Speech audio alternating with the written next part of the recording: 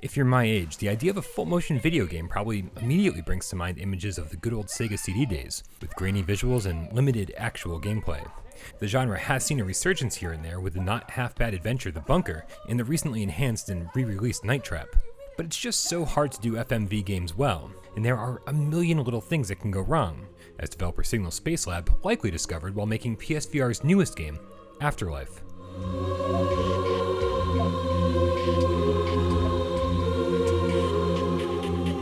We're unstressed enough. We gotta do their job for them. I mean, figure it out yourself.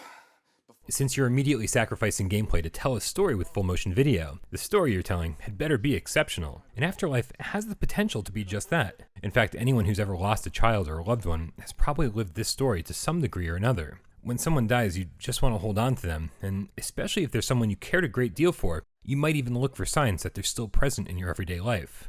Afterlife takes this premise and introduces us to the parents of Jacob, a boy who died tragically and seemingly accidentally by drowning in the family's bathtub. And suffice it to say, his death has taken a toll. God damn it, stop it. Are you just going to go along with this? I mean it, okay? Enough. Jacob is not here, Emma. Get out of here. He's gone. Tess. Hi. Hi. This is the residence of Raymond A. Doust. Yeah, that's my dad. Is he in? I'd like to speak with him. But sadder even than the family's loss is the execution of this entire project. A single playthrough is less than 45 minutes at best, but saying that would be ignoring all the branching paths and alternate viewpoints from different characters in the story, which are triggered by keeping your vision locked on the character you want to follow. And in theory, I love this idea, but you never know when and where to look until after it's too late. So even on subsequent playthroughs, you're often stuck watching scenes you've already seen time and time again, which wouldn't normally be the worst thing to complain about, but the acting here is passable at best, and you get the impression that none of these actors ever even met before filming began. He's here. He's talking to us. Emma. What now? Apparently your brother only shows himself to people who feel like playing with him.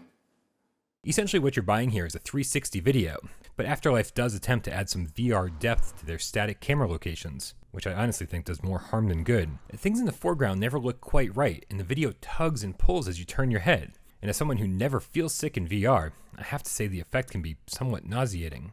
Oh, and there is a small amount of interactivity here, as you're occasionally called on to aim the DualShock 4 or Move controller at a specific object to trigger a paranormal event.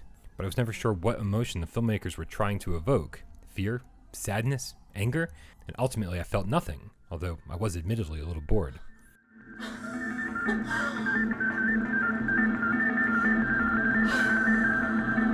When she left me my 2-year-old daughter with nothing but a note. And when was that? 2003, why?